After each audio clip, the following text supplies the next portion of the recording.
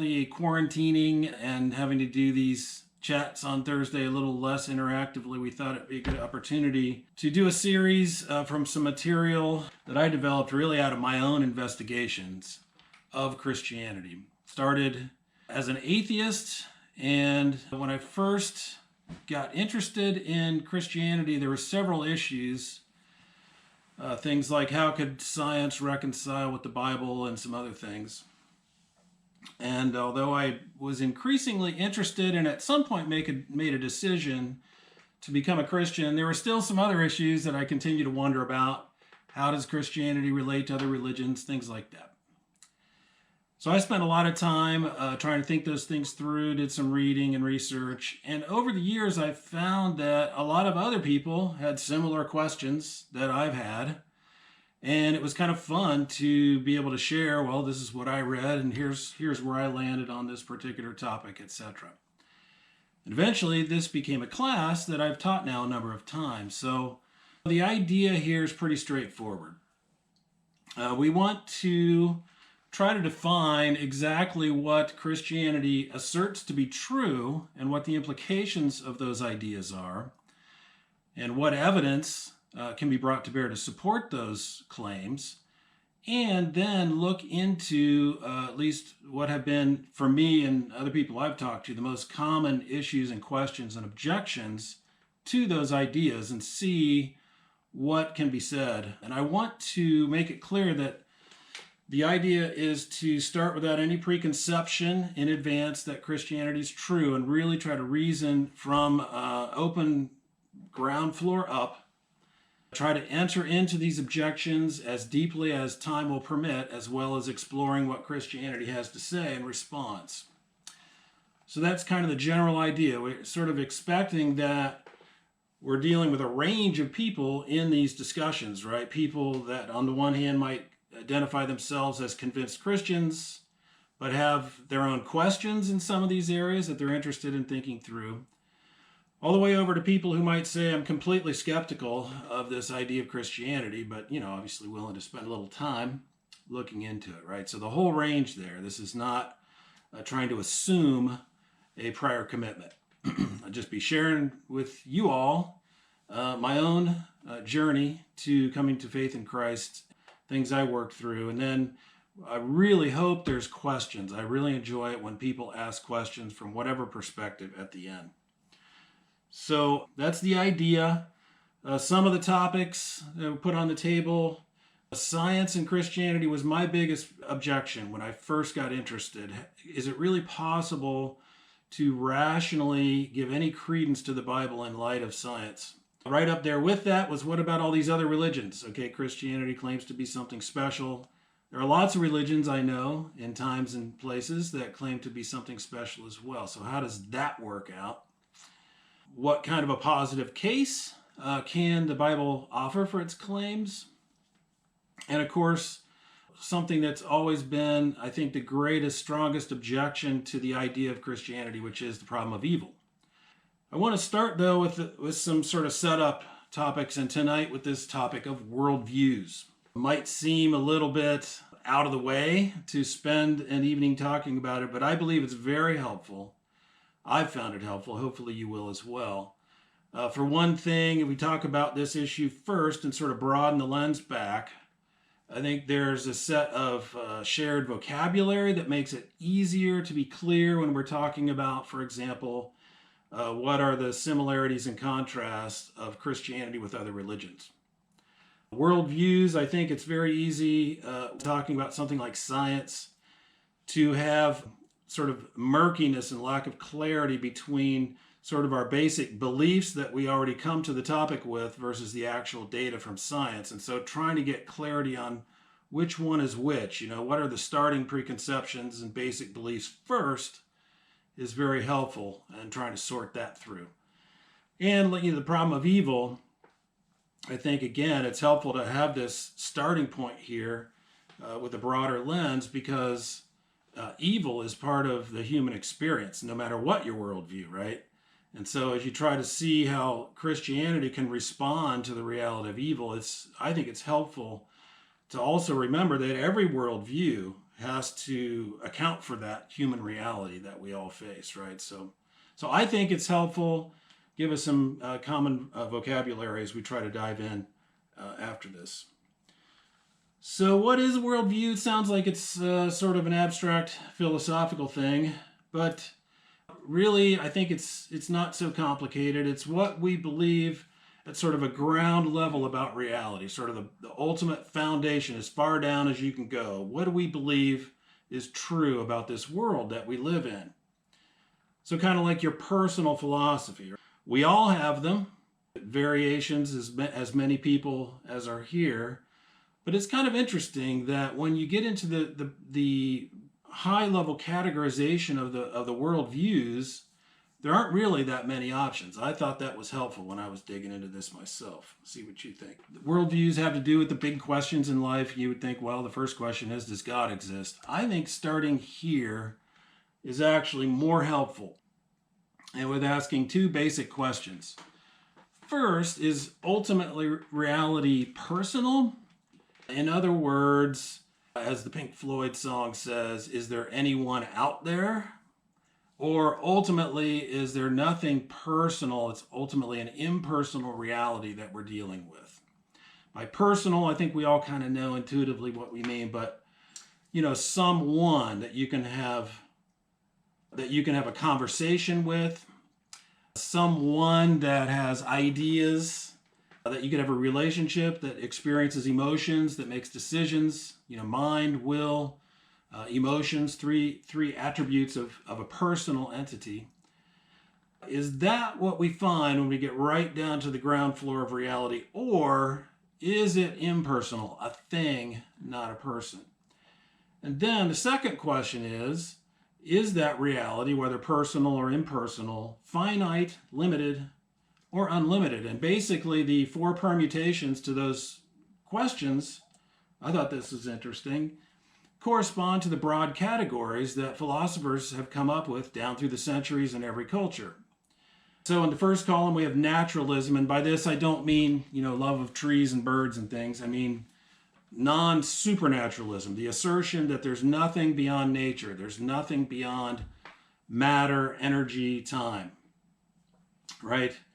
And so naturalism is the result when you say there's nothing personal, it's all impersonal, and it's not infinite, right? And so atheism would be an alternative name for that first column. Theism, of course, is the bucket into which biblical Christianity falls. This is the assertion that there is, at the ground floor of reality, a person, and that person is infinite, not limited in any way. So it's interesting to me, too, that of the organized presentations of theism, the infinite personal God, they all are rooted, related back to the Bible somehow. There are elements of theism in lots of philosophies and religions, but the only organized, systematic, consistent presentation of it I've come across that goes back to the Bible. Anyway, so then pantheism, that the word literally means everything is God. God is everything, everything is God. And so in this case, the belief is that there is an ultimate infinite reality, but it is not a person. It is a force. It is energy. And philosophers call this view monism, that everything ultimately may seem like it's separable things and people and all this, but everything ultimately is one. And there's sort of a spiritual significance given to that one being. And then finally, the last permutation is polytheism. These tend to be sort of incomplete worldviews without answers to some of the basic questions, but it is an option. It's very common down through human history. Various nature religions assert that there are multiple beings that are more powerful than humans, but they're limited, right? Polytheism. So that's one way to sort of get the basic options that we all are facing as human beings, and then you can start working your way down. Again, it would have been easy to say, well, let's start with the fundamental question if God exists, but maybe you can see why it's helpful, I think, to start first with the other questions, because obviously atheism would say, no, God doesn't exist. God is outside of nature. The belief system there is that there's nothing beyond nature. Theism, of course, says, yes, God exists. Pantheism, though, says God exists too, but means something very different by that term, right? The theistic worldview says there's a personal, infinite God, someone, that you could have a relationship with, a conversation with, share thoughts and so forth. Pantheism said, no, there's a being we can call God, but that's an impersonal entity, right? You don't have a relationship with it.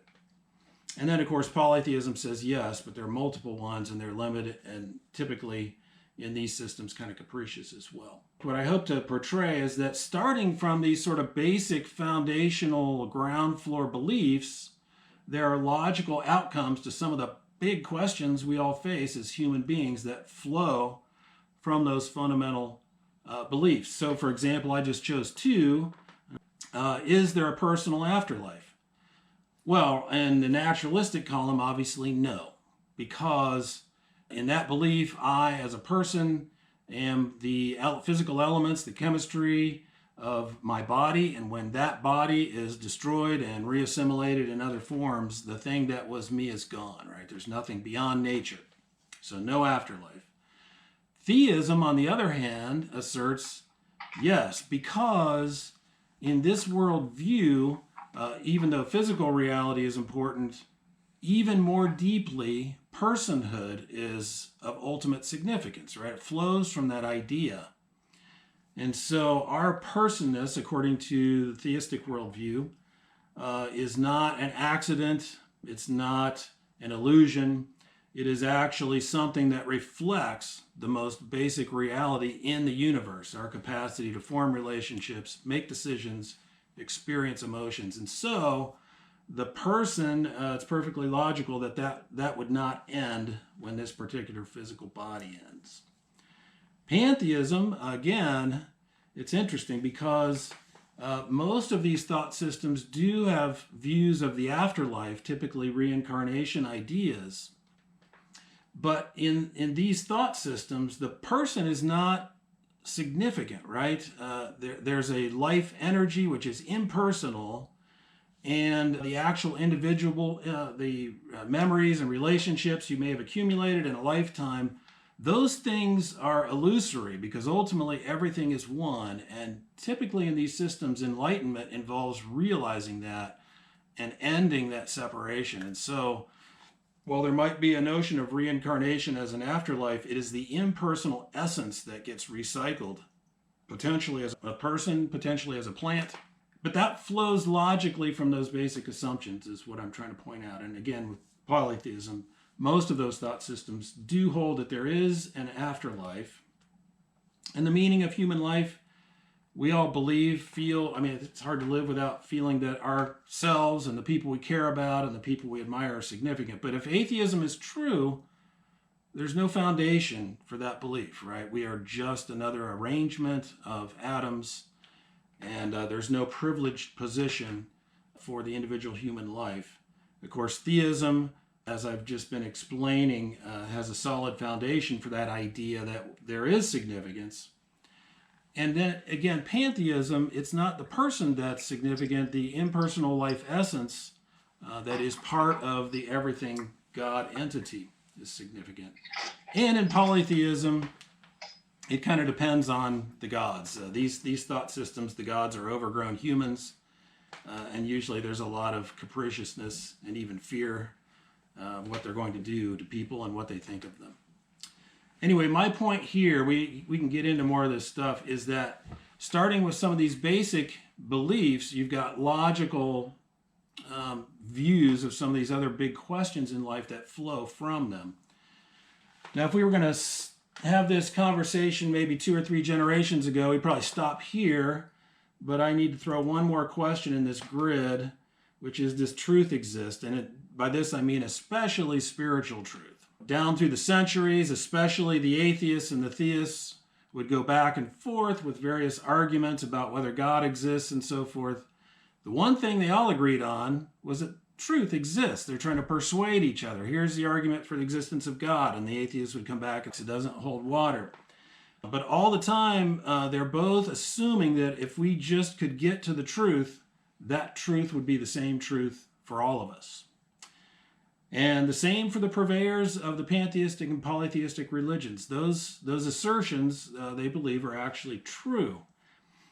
But if just within the last 2 or 3 generations, especially in the West, something new has come along, as far as I can tell, new in human history, which I believe is now the dominant worldview. It deserves to be called a separate column, a separate worldview in its own right, which I'm calling spiritual relativism.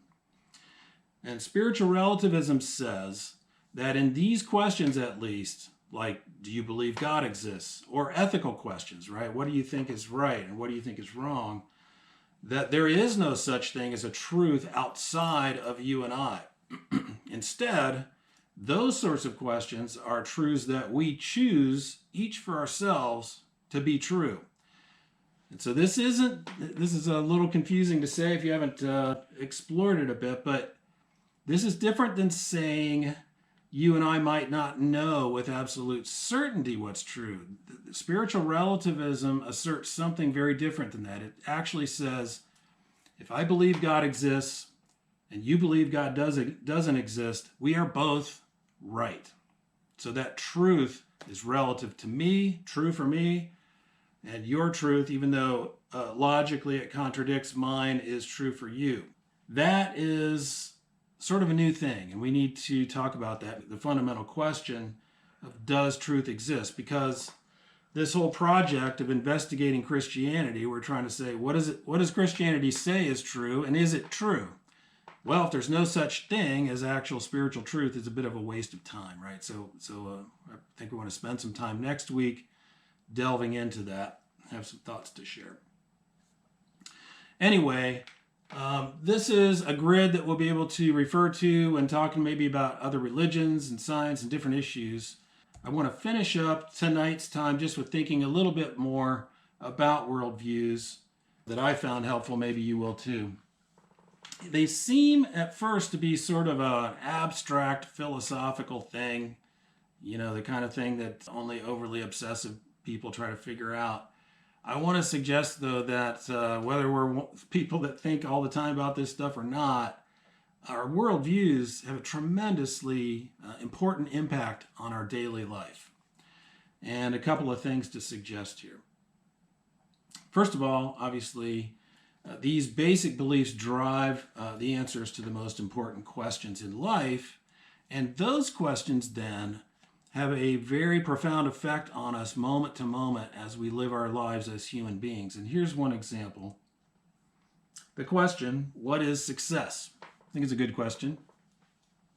And I don't mean, what is a successful soccer match or what is a successful date. I'm not talking about successful particular things. I'm talking about the big picture of me as a person. Am I a success or am I a failure, on the other hand?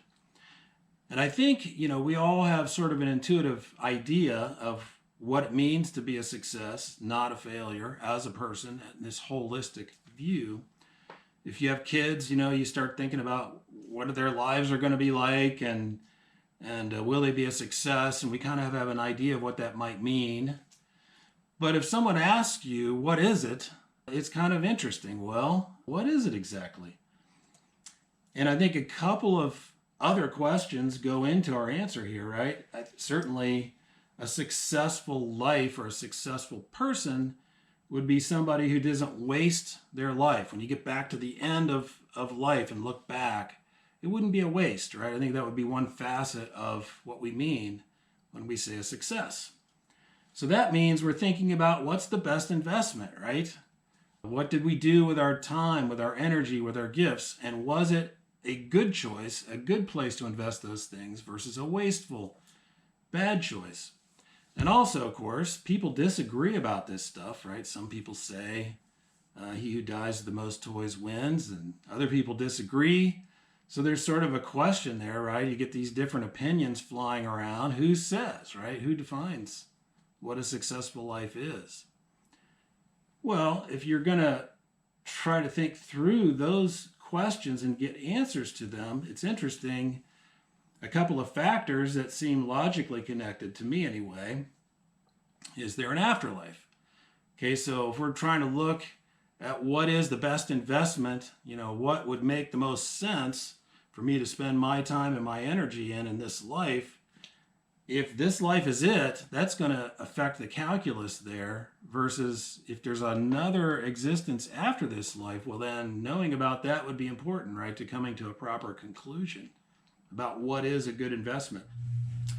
And in terms of who says, if we're not created, if we're sort of accidents or something like that, well, we just muddle along as best we can and pick and choose ideas that seem appealing. But if we are created beings, if God exists, then that would be really important information, right? What does God say a good investment, a successful life is, right? So as you're trying to unpack this super practical question, you very quickly run right down into issues of worldview. And this is fascinating to me because, when I think about going through my day, how I'm constantly prioritizing what to do versus what to put off, what I'm dreaming about when I have a moment to daydream a little bit, what's causing me anxiety or even depression, right? All of those things oftentimes are rooted right back to this picture in my mind of what is a successful life versus what is a failure. So worldviews are intensely practical for all of their philosophical abstract sound.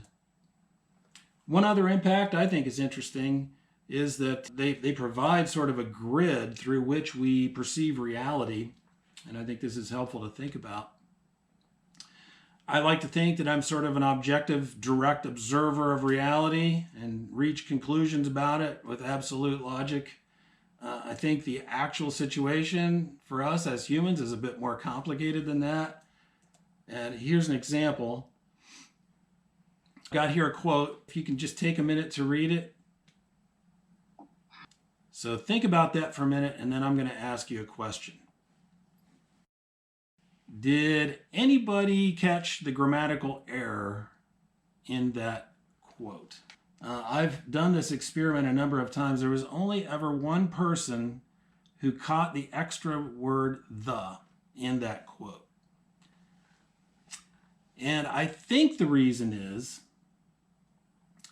sort of setting things up by putting a quote up there that has content that is potentially related to this topic of, investigating Christianity and maybe science.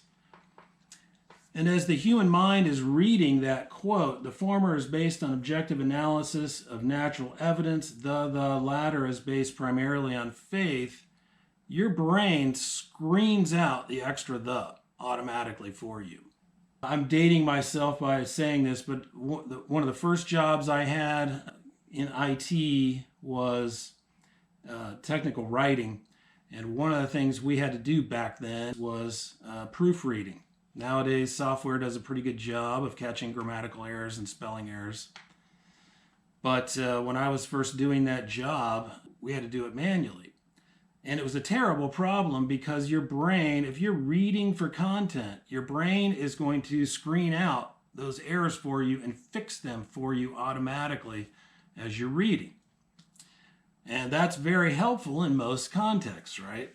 So what proofreaders had to do back then is we would read from the back sentence, the very last sentence of the article, and go backwards through the text, because that would help your brain have no idea what the thing was about, and it would help you focus instead looking for grammatical errors, looking for spelling errors. And so our brain, the point is that our brain, our perceptions are very helpful ways many times optimized to sort of screen out and organize the content that's coming to us. We aren't truly objective sort of observers directly of reality, naturally anyway. And when we get to this question of worldview, I think it's very typical that we sort of see what we expect to see. We screen out any contrary data that contradicts what we expect to see. You see this sometimes in scientific experiments. You call it expectation bias. And so when we're doing something like evaluating Christianity, which among other things is a worldview, it's important to realize that it takes a particular effort, it takes a particular discipline to sort of broaden the lens and step back and realize some of these ideas are going to sort of contradict maybe what I believe right now at a basic level, but I can, if I have the proper discipline, suspend judgment on that and really try to think it through. It's possible. My point here is that it's not automatic. And, for the most part, our worldviews are for living by, not for continually rethinking. So it's a bit like this spelling thing. Our brains are helping us by just organizing the information through a grid. But trying to think about these things requires a deliberate attempt to sort of suspend bias and really think carefully. So worldviews have a great big effect practically on us. And last point here, you would think that because they're so important, so much effect in our lives, how do we get them? I would love to say that I believe what I believe because, I just go to the library all the time and I go to the best, smartest people's lectures and think it through from the bottom up. But that would not be true. My interest, if I'm honest, my first interest in Christianity came because I was reading Lord of the Rings. Tolkien is a Christian, and I found out that the worldview that he was painting in the Lord of the Rings through his friend C.S. Lewis was actually coming from this notion of Christianity, which was totally new to me. I was raised in almost a vacuum with this stuff. So it started for me not because I thought, oh, that's awesome, there's a great objective case. It started because I thought, boy, if that were true, that would be wonderful. I would love it if it were true. So it started by attraction. And I think that's the way these things go. And again, as we try to investigate Christianity, I think this is a good thing to sort of surface and be aware of. I would put it this way.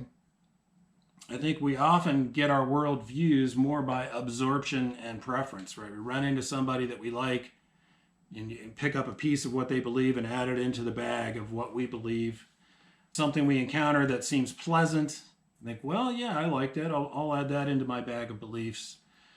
Of course, life comes along and presses us for answers, and that's not good enough. Ultimately, we have to really think, is there a reason for my beliefs? Are they founded on anything? But I think this is good to be aware how these things tend to coalesce. From movies, for example. Here's an example. So you Star Wars fans, who said that? Wasn't it Obi-Wan? It was Obi-Wan Kenobi. And did Obi-Wan say it while he was alive or while he was dead? The scene in the swamp, right, where he's trying to lift the spacecraft out of the swamp. Obi-Wan is counseling him, use the Force, Luke, and he's dead, right? So this is interesting. So Obi-Wan, at least at some point, was dead, but he was still recognizably the same person in the afterlife, right? But if you think about Star Wars theology, right, it's not theism, it is the Force, right? There's an impersonal ultimate entity called the Force, and it's really coming right out of the pantheistic worldview. And yet we have this importation from the theistic worldview that Obi-Wan, when he dies, doesn't just have his impersonal essence recycled into an unrecognizable other entity. It's still Obi-Wan in the next life. And I think this sort of highlights for me the capacity we as humans have to just sort of pick and choose things that may not be even logically consistent. In Star Wars theology, although we're told that the Force has the light side and the dark side, right? And that is classic pantheism. You've seen the yin and yang diagram, right, with the circle divided into black and white, with a little bit of white in the black and a little bit of black in the white. And that is the idea that, if this worldview is true, then what we call good and evil is all part of God, right? God is everything, everything is God. And so that distinction is ultimately illusory. But as you watch a Star Wars movie, I mean, that's not how we're supposed to feel about the situation, right? We're rooting for the good guys, and we don't like the Nazi-ish stormtrooper types and all the rest of it, Darth Vader until he repents. So Star Wars theology, I think, is a brilliant illustration of this capacity we have to just sort of choose the pieces that we prefer, even if they're not really logically coherent or supportable. You know, I think the idea of a personal afterlife is very appealing, right? For ourselves and for the people that we care about. Maybe I sometimes look in my own heart and think that the idea from theism of a personal infinite God can be a little threatening. Right? There's a being who has thoughts that I don't control, opinions that I may not share, and very powerful. This pantheism thing, on the other hand, is a force, right? I can use it if I just master the skill, just like you harness electricity or hydraulic power or something. And so to try to pull the pieces we like from the different columns and mush them together, you can do that. But ultimately, it's an incoherent worldview, and life will press us to sort that out and decide what's actually true. So that's one example. I'll close with this one last thing here, another more serious example of how sometimes we can just sort of drift into these beliefs rather than thinking them through carefully. And this is an interview of a guy named Jean Paul Sartre on his deathbed in 1974, published, I think, in Time magazine. If you're not familiar with him, Jean Paul Sartre is one of the great influential intellectuals of the past century or so, a leading proponent of atheist thought, and very scholarly guy. An interviewer got to see him as he was dying, and the interviewer asked him, "How did your atheism begin?" And Sartre said, "At the age of 11, I don't know where the thought came from or how it struck me, yet all at once I said to myself, but God doesn't exist." I remember very well, it was on that day and in the form of a momentary intuition that I said to myself, God doesn't exist. It's striking to reflect that I thought this at the age of 11 and that I never seriously asked myself the question again until today, that is to say, for 60 years. Even if one does not believe in God, there are elements of the idea of God that remain in us and that cause us to see the world with some divine aspects. The interviewer says, what, for example? Sartre says, as for me, I don't see myself as so much dust in the world, but as a being that was expected, prefigured, called forth. In short, as a being that could, it seems, come only from a creator. And this idea of a creating hand that created me refers me back to God. This idea contradicts many of my other ideas, but it is there floating vaguely. And when I think of myself, I often think rather in this way for want of being able to think otherwise. The interviewer says, well, then what is the benefit to you of not believing in God? And I thought this was an amazing, honest answer. He says, it has strengthened my freedom and made it sounder. At the present time, this freedom is not there to give God what he asks of me. It is there for the discovery of myself and to give me what I ask of myself. That is essential. This life owes nothing to God. It was what I wanted it to be. So there's a couple of things that strike me. I don't know about you as I read this little interview. One of them is I find the honesty very admirable. For people who have studied this man's work as the pillar of intellectual basis for arguments for atheism, it's really kind of a shocking admission that the genesis of his belief was sort of a momentary intuition at age 11 and that he's never really seriously thought to back it up since. So to admit that takes, I think, a serious amount of courage, a serious amount of honesty. Another thought from me, having become convinced that there is a God who loves us, is sadness for him and a desire that I could have been there to try to dialogue with him about some of his presuppositions that show up here, right? Jesus, for example, says in one place, I came that you might have life and have it abundantly. So Sartre is fearing that, look, if I give in to this notion of God being there, that's going to rein me in, that's going to restrict my life, that's going to make it less. God comes to us in Christianity and claims that's not true. I came to give you the life that you were created for, to its fullest. And, Jesus says in another place, you will know the truth and it won't enslave you and constrain you. The truth will make you free. Actually living your life in light of reality. And I've found, to the very imperfect extent I've followed Christ, that's true. I've experienced that in my own life, that when I've tried to follow the teachings of Christ and take advantage of the notion of a relationship with God, that it hasn't constrained my life or limited my freedom, it's actually expanded them. So I wish I were there to have that dialogue with John Paul Sartre. And so, just kind of closing with that, I think this matches up with the Bible's view on our investigation of Christianity.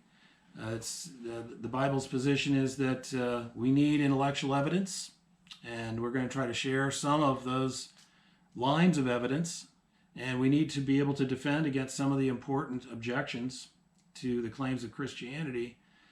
But ultimately, according to the Bible anyway, our issue with God isn't going to wind up being purely intellectual, and maybe not even primarily intellectual. What the Bible says is that God is personally reaching out to each of us individually as well as objectively, and that really what we're up against is our choice.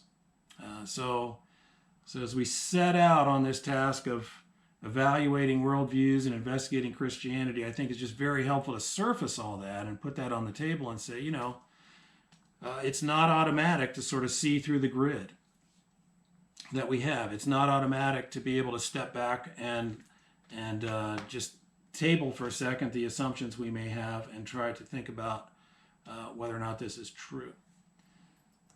So to sum it up, I think as we investigate Christianity, it helps to be aware of the role of worldviews. I've certainly found it helpful myself, sorting things out, and I hope you do as well. I want to take questions. I hope people have some questions. Next week, we'll discuss two topics. One, how are we defining Christianity, which is pretty important because there are a lot of different ideas and teachings and practices going around in history under that name. We're going to see if we can get some clarity on that. And then, is there such a thing as spiritual truth? Questions? Comments?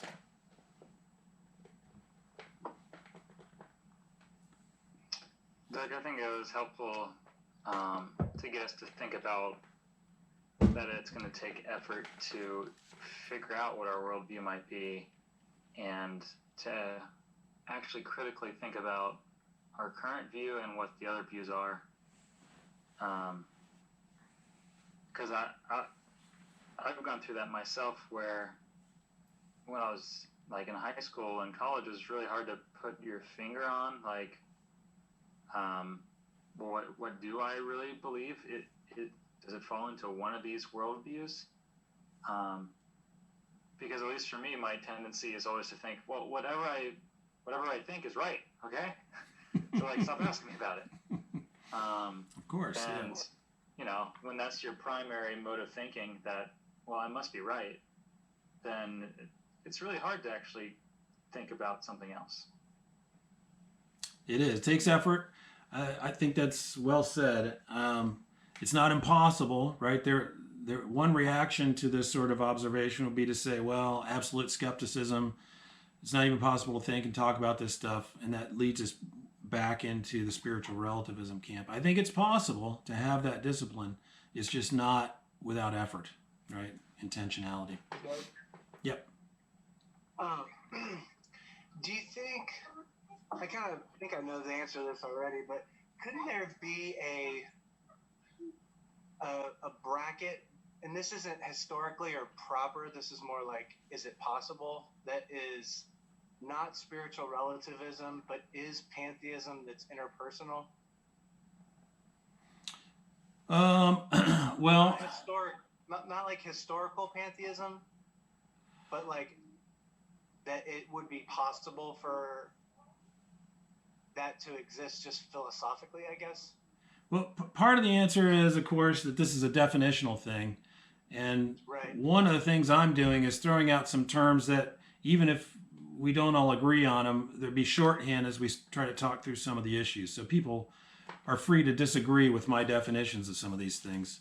But having said that, I think generally speaking, pantheism means philosophical monism. It means that personalness is a temporary state, and most pantheistic systems think that it's an illusion, right? So the notion that you're you and I'm me, we think we're two separate things. That enlightenment involves realizing that that's just an illusion, right? Everything ultimately is one. You know, sometimes talking with people, you'll hear this like, well, what if it's all just an illusion? What if, like, you know, I'm not really here, you're not really here? Where does that fall into any of this, if at all? Yeah, that's an interesting question. What Pascal's demon, I think, was one phrasing of that historically.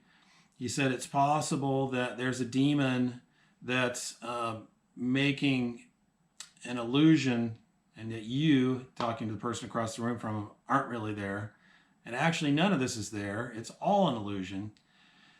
And my answer to that in terms of worldview would be it might be logically possible, but if we're going to start putting options like that on the table, then the whole project of rationally thinking about things is out the window. Right? There are all kinds of logically possible situations, but if they're in that category, then there's certainly no sense on us having this discussion, trying to find what might be true, right? I have a question about this. Kind of looks at another question that could be on the chart, or maybe the next step, or one of the next steps after the questions you already asked. Okay. Is how do you compare Christianity to the other groups on the chart, or even just other theistics, about valuing or devising personal morals from that faith? No, that's a great question. I have some material on the biblical view of other religions, Christianity and other religions, which was probably my second most personal difficulty to try to figure out. And it gets into that, right? You've got some. I don't want to talk too much, but you got a couple of key questions there, Will. First of all, next to the question of whether a personal God exists, the next most important question would be, has that God communicated with us in a way that we could reasonably be certain of, right? Because if the answer to that second question is no, then we're in the dark. We're in the dark about ethics, the question you brought up there. We're in the dark about where we as humans would stand with this personal being. We're in the dark about afterlife, right? I mean, we don't have any direct observational data there to go on. So that's the path that I went down, is trying to answer that question. There are reasons to think, a variety of reasons to think there might be a personal infinite God. But then what evidence could we find, if any, that God has communicated with us in a way we could hope to validate? And one of the most exciting things for me as an atheist kind of stepping into faith was that I think there's a pretty decent case there for the Bible. It turns out to be very central to the whole deal. So it's a very good question, Will. Maybe we'll get into it a little bit more. Coming out with, you need to show me and prove to me, but I'm not going to prove anything to you because I don't need to. I don't have a belief system. Yeah, it's an interesting observation. I think that's one of the reasons I enjoyed when I first started to look at something like this worldview grid, Brandon, is that it sort of clarified for me as I was trying to sort this stuff through that, look, we're all human beings and we're facing this reality, and we all have to account for what we think is actually going on. And it's kind of amazing that we live in a reality where it's at least possible to believe any of those options, right? There's nothing forcing us, absolutely. And I think that's interesting. There's a biblical reason why we might be in such a reality. But I think it also is sort of settles things down in the way you're describing and reminds people that it's not just people that have sort of a religious perspective that have a viewpoint. Everybody has a worldview. Everybody, we're all humans trying to figure out what we think is the nature of this existence we're in, right? And I think that's a very helpful thing to sort of settle everybody down and realize, we're sort of in this together, and we all have a perspective, right? There's no way to navigate life without having an opinion on some of these questions. Now, it's something that people have said, atheists in particular have argued the Occam's razor thing, right? That atheism is simpler than theism because God is a redundant hypothesis. And so Occam's razor is this scientific idea that the simplest hypothesis should always be preferred. And so I think the theist does maybe have something to respond to there, but I think there are pretty good responses to that, right? Like where did the universe, which for a number of reasons we can decide is not self-existent, what brought that into existence, right? That doesn't really get talked about as much because it's not scrutinized as a religion. Yeah, it's really interesting. Yeah. Yeah. I think the problem of evil cases is interesting. Like, I would say this, I think evil is a unique kind of problem for theism, right, compared to the other views, because theism asserts, at least biblical theism asserts, that there's an all-powerful, all-good God. It's not the same kind of a problem for atheists, right? They're just like, shit happens. I mean, whatever is. On the other hand, I think a lot of what we mean by the problem of evil is how are we as humans supposed to feel about and navigate this reality, which is a little bit different. And that is a problem for every worldview has to respond to that somehow.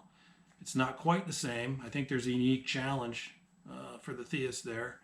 But in my view, the theism option is the only one that has any hope.